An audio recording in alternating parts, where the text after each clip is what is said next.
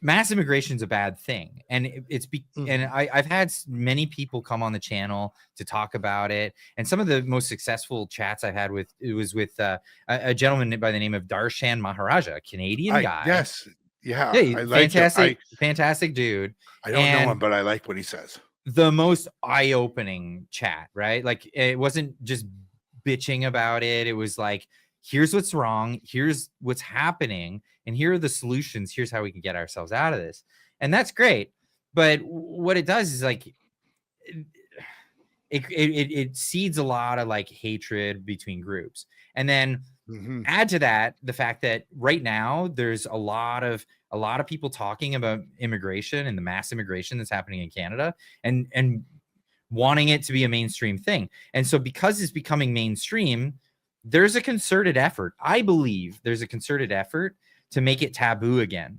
And in order to make it taboo, all you need to have is these crazy groups of crazies that go around saying the most ultimately like really crazy stuff, and then associate anything that's talking about mass immigration to them. And then all of a sudden it's taboo again. You're not allowed to talk about it. It goes away. Right. And the media gets to just label people that. Yeah. So I think that these groups are doing that. So I started pointing that out, and immediately I got attacked. Right. So it's like, okay. So you knew you were giving energy to that, and that was happening. So you kind of understand that's probably what's really going on. Oh, absolutely. And then what the craziest thing though is, because I did that, people started reaching out to me and saying, oh, guess what? I'm an insider. I know what's going on in the organization. It's gone completely radical.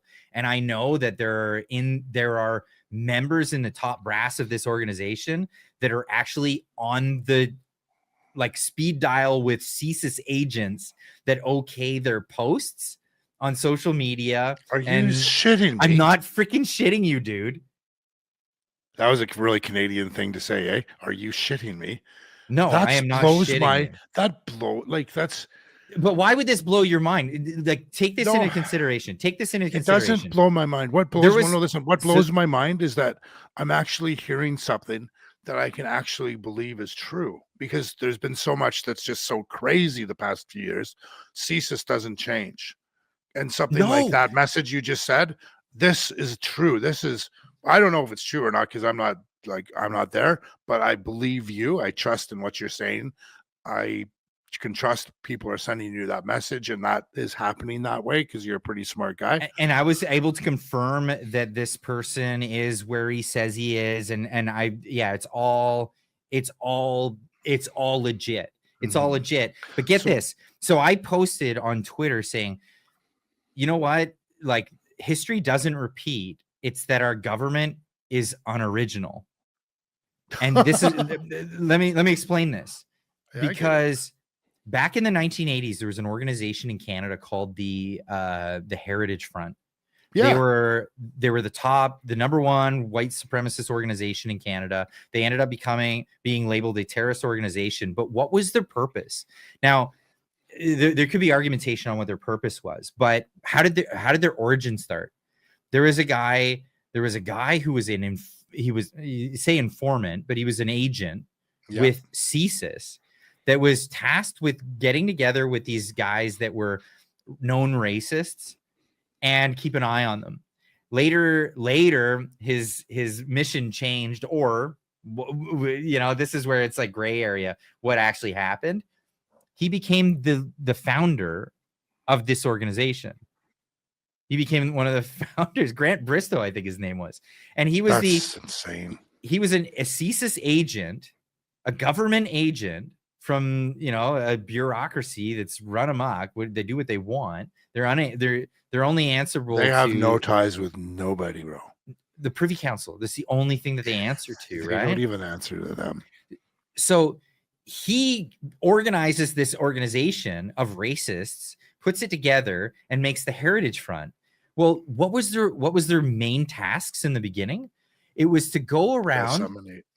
No, it was to get close with the conservative leaning party and be the security detail so that they could get close and basically make the Conservative Party look bad by being closely related with these known white supremacists, right? How crazy is that, right? You know, again, it's history a whole repeating nother itself. level. It's a now whole it gets nother level. It gets crazier. It gets crazier. They ended up getting like, because they felt invincible because there was the CSIS organization behind them, and the National Intelligence Organization was behind them. They felt invincible, like they could do whatever they want.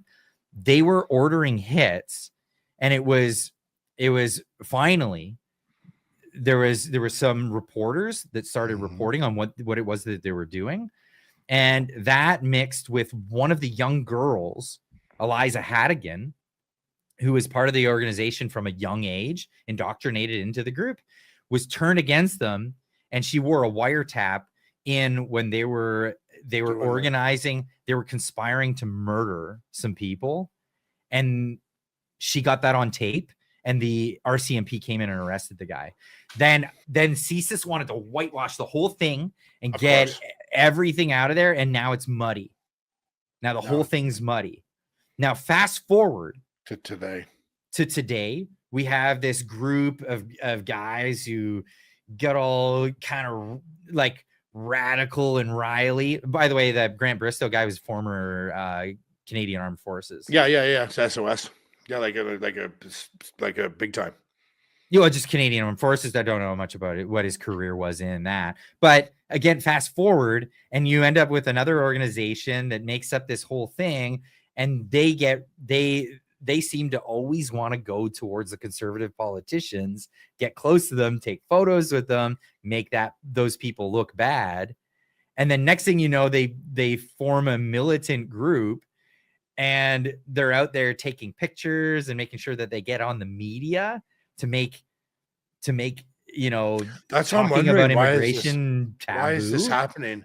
It's very strange. Well, it's crazy because then I get approached by people in the organization.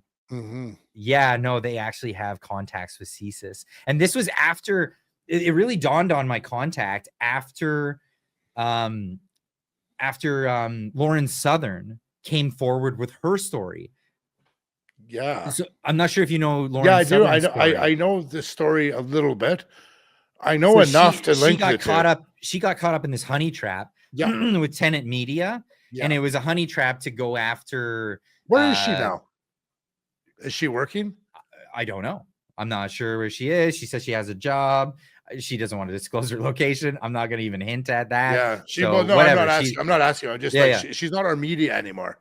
No, she's not in media anymore. Yeah, but she did do a video a few weeks back where she came out and talked about how CSIS had threatened her. Yeah.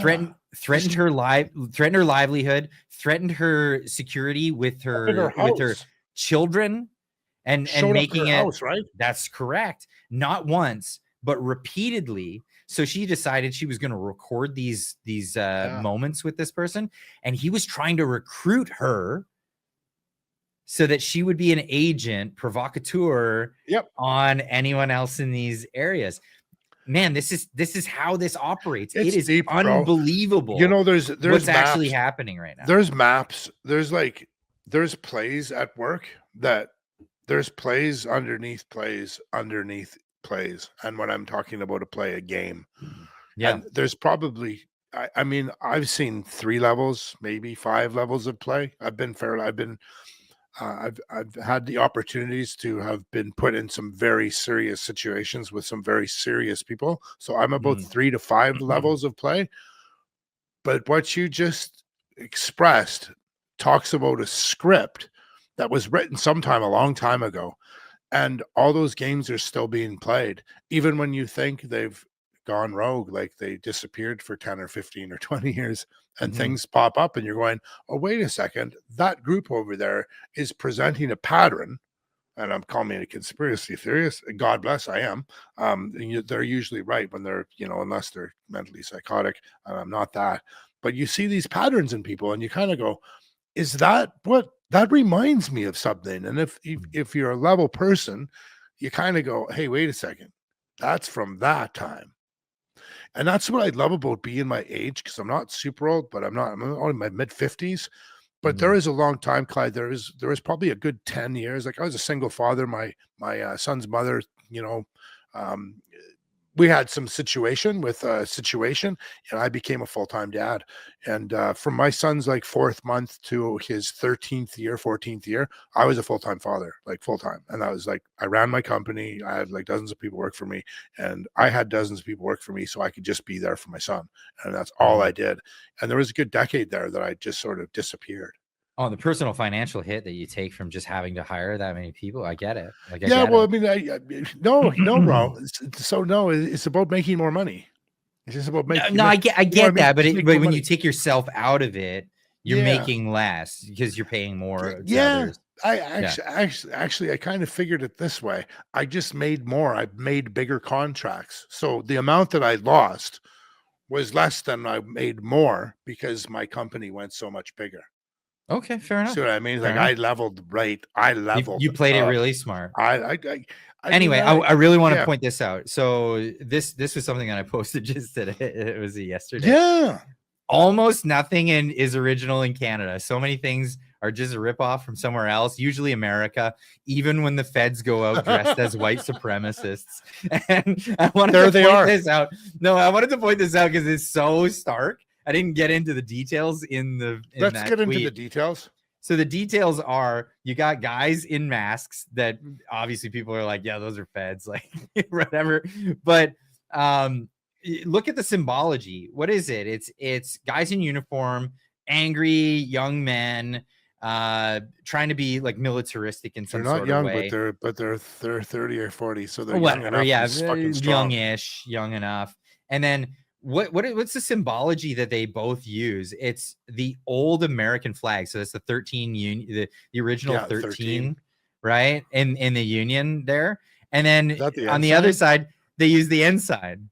So the ensign is their call because it's the old flag. It's not the new flag. We want to go back to the old, and this is like their whole shtick. Strange, eh? And it's just ripoffs. It's just ripoffs, and that's why I said, like, yeah, it's not that history repeats. It's just that our government's unoriginal. Thanks for watching. If you want to see more clips like that, make sure you're subscribed to the channel. The link is right here. If you want to see it live as it happens, make sure you're subscribed to the Clyde Do Something YouTube channel. The link is right there. We'll see you in the next one.